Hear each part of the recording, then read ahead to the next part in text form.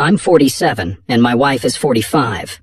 We've been married for 22 years, and we have 3 kids, a 20-year-old son and 2 daughters, 18 and 16. On September 11th, 2001, my wife planned to meet a man she met online at a nearby hotel. They had been texting and exchanging pictures for months. At that time, we had been married for 2 years, and our son was not even a year old. Surprisingly, the only thing that stopped her was the Trade Center attack. Her uncle was on the 84th floor of the South Tower, and it was almost certain he died on impact. The entire country was mourning, and she took it hard. I sympathized with her and was there to console her. After some crying, she confessed her plan, expressed regret, and showed me proof that they hadn't gone beyond emotional conversations. Before the confession, I had a gut feeling something was wrong, but I never thought she would have an emotional affair. This shocked me because I thought she wasn't that type of person. Having grown up in a sheltered environment, she confessed that she regretted her actions and changed her mind. She apologized and showed me proof that things hadn't progressed beyond an emotional connection. Before the confession, I suspected something, but I had no idea it was an emotional affair. It was shocking because I believed she wasn't that kind of person. She grew up in a sheltered environment, not allowed to party, drink, or go on dates, and she felt like she missed out. When we started our relationship, she told me I was her first, and I believed her. However, after her confession on September 9th, I wasn't so sure. If she would go this far, what else was she hiding? If not for Osama bin Laden, she might have gone through with it, and I would never have known. The fact that she came clean without me finding out contributed to my willingness to reconcile with the condition of her getting counseling. Additionally, I saw no proof of a physical affair. I remembered how the entire experience crushed me. Despite canceling the plan, she was remorseful and did the right things. It took a long time, but eventually the pain faded into a memory. Trust, however, is like a clean sheet of paper. When damaged, it becomes deformed. With infidelity, it's like crumpling it into a ball. You can smooth it out, but it will never be as pure as new. Trust became a personal issue for me. Even as I got comfortable with the reconciliation, I still had to check on my own, just to be sure. She passed those checks, smoothing things out somewhat, but it was never perfect again. Then, 19 years later, on October 14th, 2019, with 2 more beautiful children, I had a gut feeling. I hate having gut feelings. One Monday morning, she had an argument with our 18-year-old daughter. Later that day, I made my daughter laugh, but my wife, still upset, left the house. She turned off her location sharing, raising my suspicions. The trust that had never fully restored needed reassurance, so I kept trying to check her phone, computer, and anything else that might be helpful. The next day, we had to get a passport for our youngest at the post office. She was aloof, constantly on her phone, and I made a mental note to check it out later. Usually she left her phone around, but lately she carried it everywhere, another unsettling feeling. We bought her an iPad, and she locked it with a passcode, which surprised me. We don't usually use passcodes, and although she explained it was for work, doubts remained. On Friday, we closed on a home equity loan at the bank, and she said she had to run an errand. Checking her check-ins, I found out one stop was at an adult store. I looked for items when I had the chance and found a nice piece of lingerie. Our bed life had been stagnant due to her lack of interest, prompting her to look for information on female desire issues. Curiosity led me to monitor what I could. Finally, I got the passcode to her iPad and discovered explicit Facebook messages with a guy. Even though they weren't friends on Facebook, she responded as if she knew him. The conversation turned explicit, and when he suggested she drop her daughter off and come over, she declined, saying, "My stories aren't set up like that."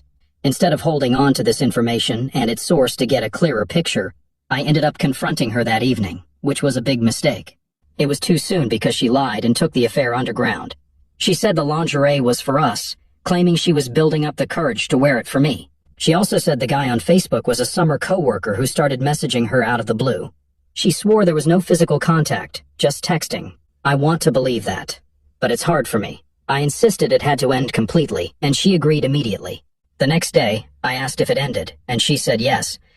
Unbeknownst to her, I could see their messages through other means. She lied. Now after 19 years, it's happening again. My emotions are a mess. I can't eat or sleep and have a hard time concentrating. I'm starting counseling this week and hitting the gym more. This situation sucks, and I don't want to go through it. I've been reading the 180 almost daily since D-Day. I pulled it off well for a couple of days, but today was rough. I got almost no sleep last night. Our son, who works at a local theater, gave us tickets to come from away. We had to pretend everything was great to not disappoint him. At 20, he's a great kid. If you're not familiar with the show, it deals with the Trade Center story, and it was tough. I've kept a journal, observing dates, times, and my thoughts. I've come up with a mantra: keep cool, keep patient, keep control. I need to be more consistent, but it's something I've been trying to get to. I've gotten into a better headspace. Now, we have to go shopping tonight, and I want to practice the 180 as best as I can. Fast forward to July 3rd, 2021. My investigation revealed her contact with other men through the summer school program where she works as a teacher's aide. He's the gym teacher. Affair partner is 32 years old. The wayward wife is 47, making her a cougar, I guess. The affair partner is a gym teacher at a nearby school, and his wife works at a different school, not even in the same district. The wayward wife met him while they were working at summer school.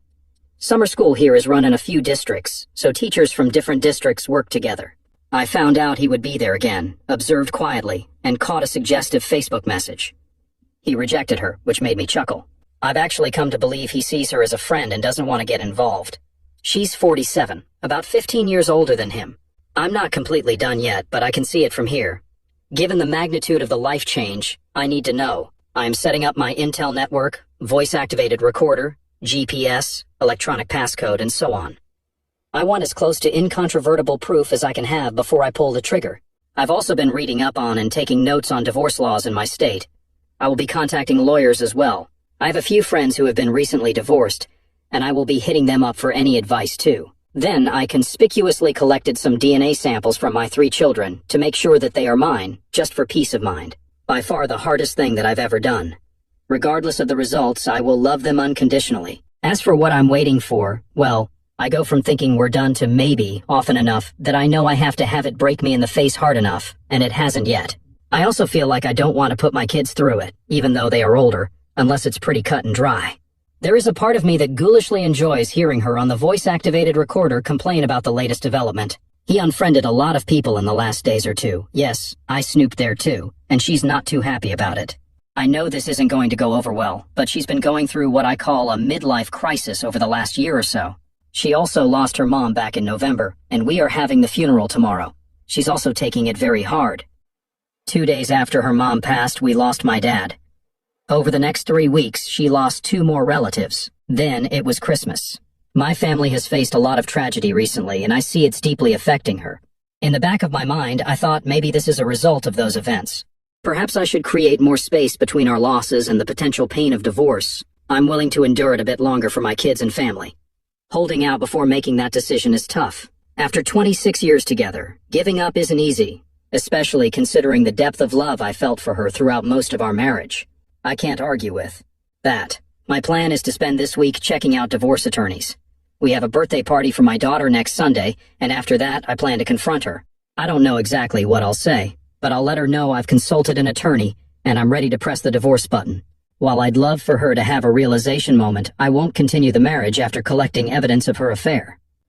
On February 11th, 2022, I installed a voice-activated recorder in her car.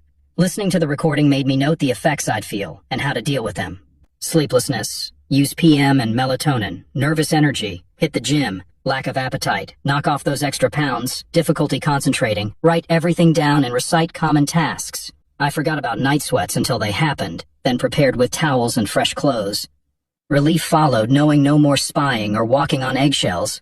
Before I actually told her, I knew she was treating me like things were wonderful in our lives for the last few months. She was upset over receiving a box of her late mother's things from her dad to sort out.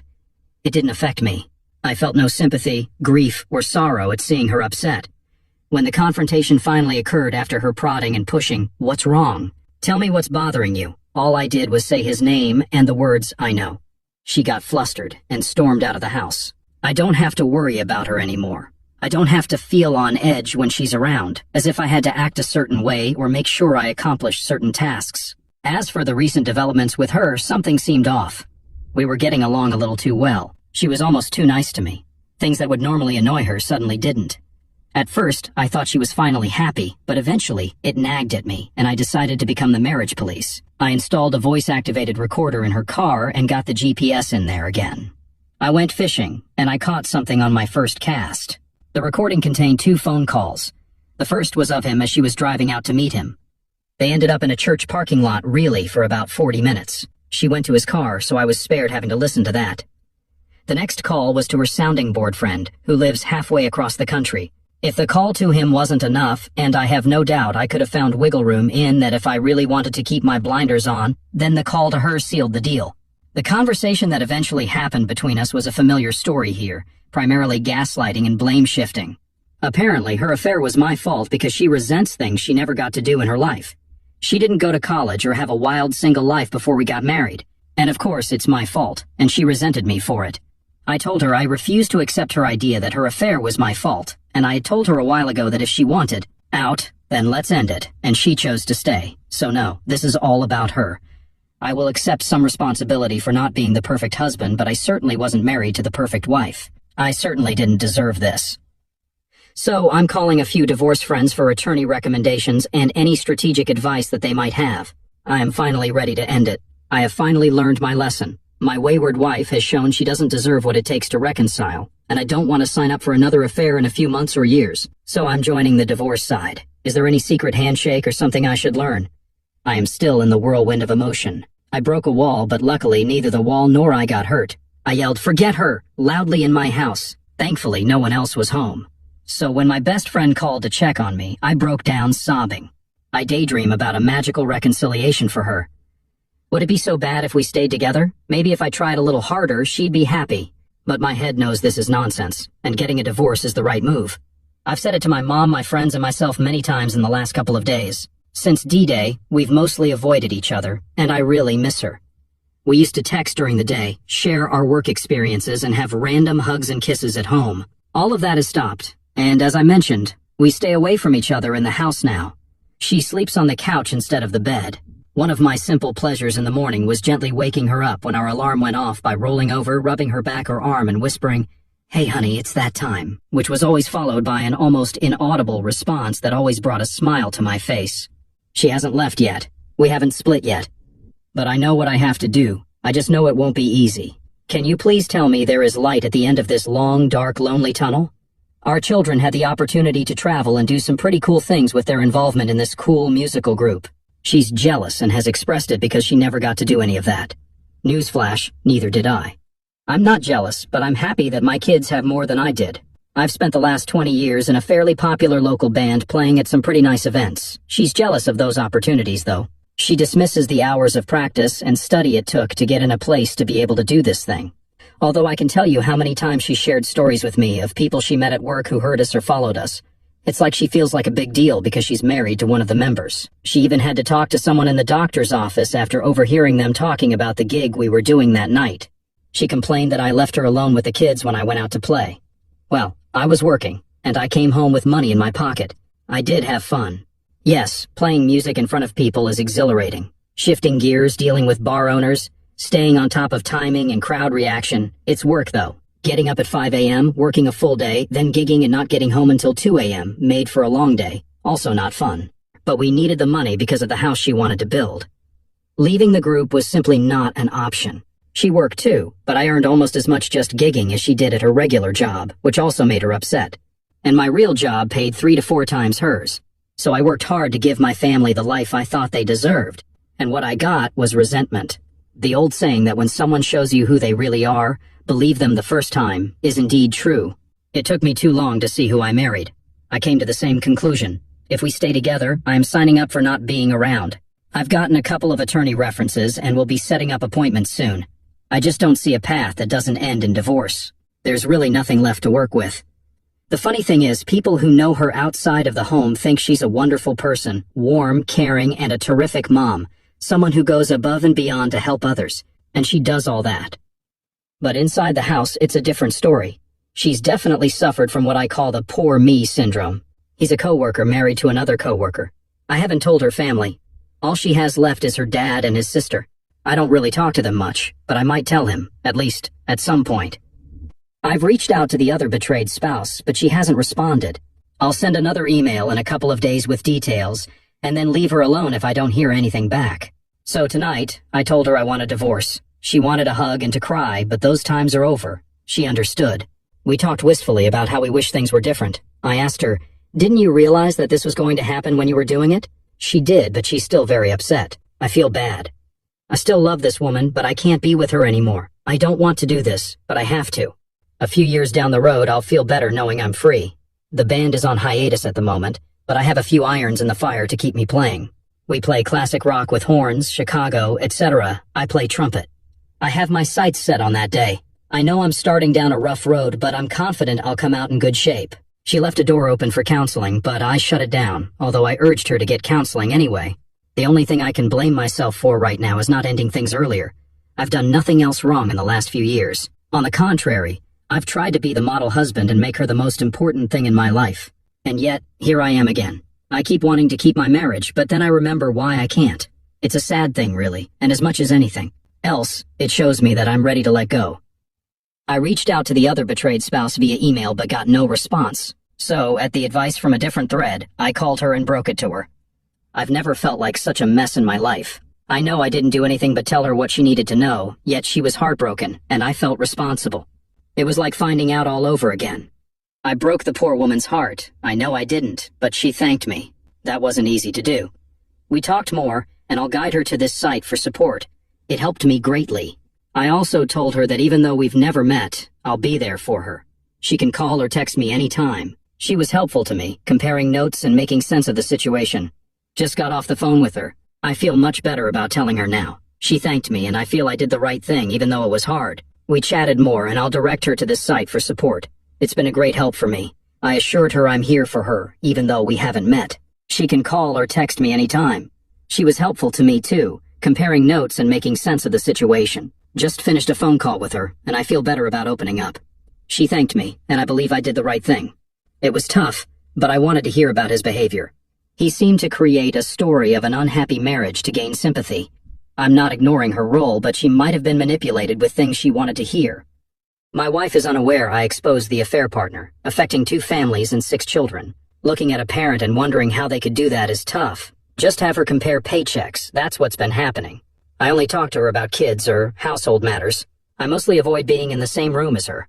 The house is cold, and she's slowly realizing she's gone too far. I'm calling lawyers, gathering friends for support, and making plans to leave.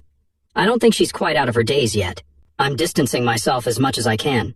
We only talk if she initiates, and it's about the house, kids, or money. Trust me, she's starting to get it. She might expect me to act like nothing happened, or to do the pick-me dance. In the past, that's what happened. I didn't really stand up to her and assert my demands to stay together. I was content to let it slide with a few apologies and a bit of excess. Now, I'm doing my best at the 180.